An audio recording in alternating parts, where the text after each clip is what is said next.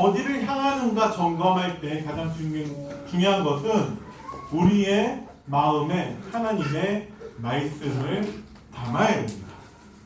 말씀이 없으면요, 우리가 외모와 눈에 보이는 것들에 의해서 우리가 속기 너무 쉽다는 거죠.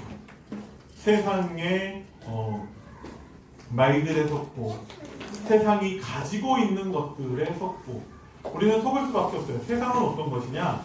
세상은요, 모든 것이 다 있는데 딱 한 가지가 없어서 멸망하는 것입니다. 세상에 없는 그 딱 한 가지가 하나님의 말씀, 복음이라는 것이죠. 그래서 우리는 우리의 마음에 항상 하나님의 말씀이 담기도록 해야 합니다. 그래서 진짜 우리의 마음이 어디를 향하는지 점검하라는 것은 우리의 마음에 하나님의 말씀이 담겨져 있는지를 확인하라는 것입니다. 자, 늘 말씀을 드리지만 우리에게서의 신앙생활은요, 내가 하는 것이 아니라 하나님이 하십니다. 그죠? 하나님이 하시는 신앙생활에 하나님은 뭐라고 계시냐? 하나님의 은혜와 성령의 역사로 우리의 마음을 회개하며 새롭게 하여 주신다고 하셨습니다. 우리의 마음이 회개하도록 하신다고 말씀을 하고 계세요. 그건 뭐죠? 하나님의 말씀을 마음에 담을 때 우리는 회개할 수 있다는 것이죠. 그죠? 하나님의 말씀을 우리의 마음에 담아야 됩니다. 왜 그러냐? 우리의 구원의 원인이 하나님의 은혜, 사랑, 긍휼이라고 말씀을 하셨어요. 내가 열심히 해서, 내가 믿어서 우리가 구원받는 것이 아니라 하나님의 은혜와 하나님의 사랑과 하나님의 긍휼이 우리의 구원의 원인입니다. 그죠? 그래서 내가 회개하는 것이 아니라 하나님께로 돌이킬 수 있는 성령의 역사를 통해서만 회개할 수 있습니다. 그죠? 그러니까 우리는 하나님 말씀을 우리의 마음에 담아야 합니다. 그런데요, 중요한 내용인데, 하나님은 우리의 마음에 새 언약을 기록하여 주셔서 우리가 말씀을 붙잡는다라고 생각하잖아요. 하나님은 우리의 마음에 새 언약을 기록하여 주셔서 은혜 언약을 통해서 언약 관계를 회복시켜 주신다라고 하셨어요. 그러니까 오늘 말씀의 서론의 내용을 잘 정리해 보면요, 우리의 마음에 하나님의 말씀을 담으라는 것인데, 우리가 말씀을 마음에 담는 게 아니고 하나님이 우리의 마음에 하나님의 말씀을 기록해 주시고 하나님이 우리로 그 말씀을 가지고 회개하게 하시고 하나님이 우리와 언약 관계를 회복하신다라는 거예요. 그럼 결론은 무엇이냐? 하나님이 하시는 신앙생활이라는 것입니다. 그죠? 그러면 정말 많은 사람들이 어떻게 신앙생활하고 있냐? 하나님이 하시는 신앙생활이 아니라 내가 하는 신앙생활을 열심히 하고 있다는 것이죠. 그래서 하면 할수록 수고하고 무거운 짐이 되는 경우가 너무 많이 있다는 거예요. 여러분들 마음은 어디를 향하고 계십니까? 여러분들의 마음이 하나님을 향해서 하나님이 수고하고 무거운 짐진 자들아 다 내게로 오라, 내가 너희를 쉬게 해주신다라는 그 능력을 누리게 되기를 바랍니다. 자, 본론입니다. 하나님이 주시는 몸의 부활의 영광을 바라보라고 하셨어요. 몸의 부활, 그 영광을 바라보라고 하셨습니다. 우리의 몸의 영광, 부활의 영광. 자, 부활하는 몸의 특징 4가지를 말씀을 하셨어요. 그게 무엇이냐? 우리는 다시는 죽음을 경험하지 않는 영원한 생명을 가진 존재가 되고, 우리는 죄로 인한 질병, 고통, 죽음이라는 수치가 찬란한 영광으로 바뀌게 되고, 또 연약하고 무기력한 몸이 능력으로 충만해지고, 마지막으로 신령한 몸은 성령에 의해서 완전한 지배를 받습니다. 이게 몸의 부활한 몸의 특징 네 가지이죠. 이것은 무엇이냐면요, 우리의 마음이 향해야 되는 것들을 말하고 있습니다. 그죠? 여러분들은요, 이 이전에 영원한 생명이 아닌 죽음을 경험하는 그 나의 육신, 외모와 눈으로 보이는 것에 속지 말고 영원한 생명, 하나님의 영광, 하나님의 능력, 성령에 의한 완전한 지배를 향하시기 바랍니다. 그 말씀이라는 거예요.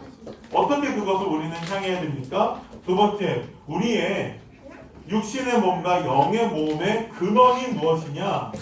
그 근원은 마지막 아담이신 예수 그리스도는 생명을 주는 영이시기 때문에 생명의 근원과 생명의 수여자이십니다. 우리가 어떻게 해야 우리 그 영원한 것들을 바라볼 수 있는가? 예수 그리스도를 통해서만 우리는 하나님을 향할 수 있고, 우리는 하나님의 그 부활의 응답을 누릴 수 있다라는 것이죠. 자, 그리고요, 두 번째, 재림 때에 구원의 완성이 이루어진다라고 말씀을 하셨어요. 그래서 그 주님의 재림 때에 살아있는 성도들은 즉각적으로 변화되면서 구원을 완성하게 된다고 하셨는데, 신앙생활은 항상 이미와 아직 사이에 서 있습니다. 이미라는 것은요, 끝났다는 거예요. 그죠? 그래서 이미 끝났다. 아직은 아직 이루어지지 않은 것을 말합니다. 그래서 이미와 아직 사이라는 것은 존재하지 않아요. 제가 몇 번 설명드렸지만 이것을 쉽게 우리가 이해할 수 있는 것은, 여러분들에게 질문을 드려요. 점심 식사 하셨습니까? 질문을 했을 때 이미 드신 분은 네 먹었습니다 로 대답할 것이고, 아직 안 드신 분은 아직 못 먹었습니다 라고 대답을 하겠죠. 둘 중에 하나예요. 왜? 식사하고 있는 사람한테 물어보는 것은 아닐 테니까. 그죠? 그러면 이미 먹었거나 아직 안 먹은 것밖에 없어야 되는데, 신앙생활은 이미와 아직 사이가 존재하고 있어요. 어떻게 존재하고 있냐?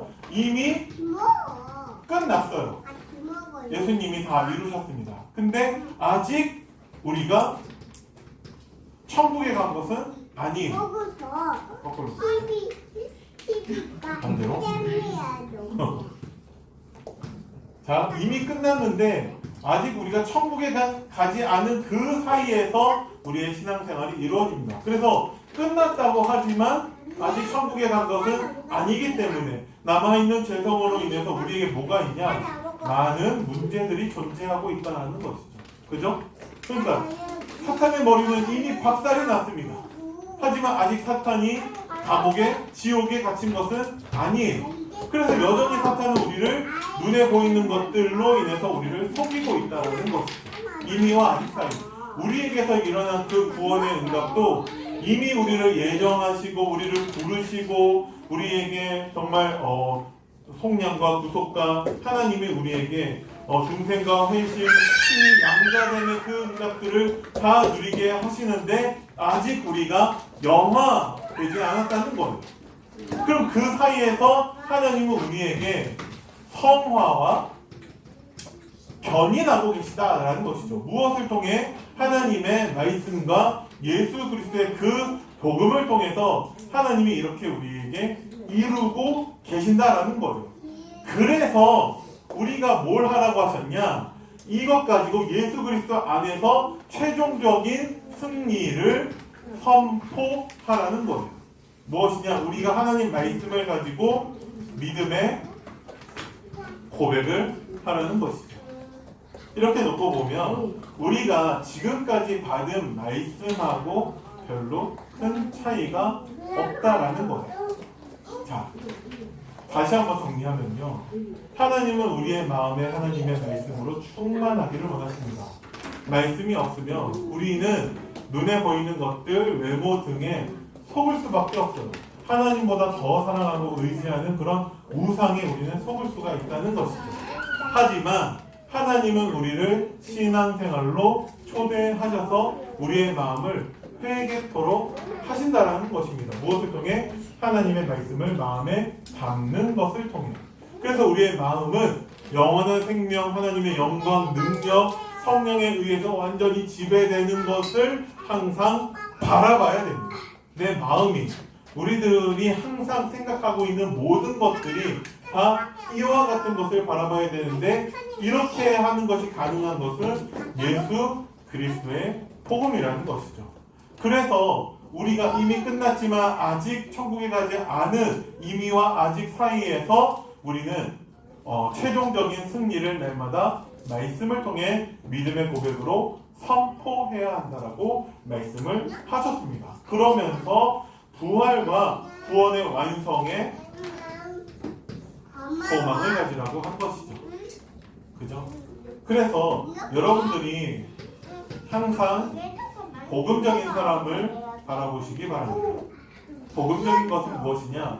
소망이 없는 사람들의 특징은 무엇이냐? 늘 말씀드리지만 힘들다, 어렵다, 안 된다, 없다, 죽겠다만 얘기하고 있어요. 근데 정말 하나님을 소망하는 사람들은 믿음의 고백만 하게 된다는 것이죠. 그죠? 그래서 여러분들이 몸의 부활은 도대체 언제 있는 것이냐? 예수님이 재림하실 때 우리의 몸도 가장 아름다운 모습으로 부활하겠죠. 그것이 아니라 오늘 여러분들이 하나님 말씀 가지고 믿음의 고백을 선포하는 것과 하나님이 하실 것을 소망하는 것을 통해서 그 부활 때에 약속한 모든 것들을 지금 누리라는 것입니다. 아멘. 자, 그래서 결론은 무엇이냐? 결론은 하나님이 하실 것을 기대하라는 거예요.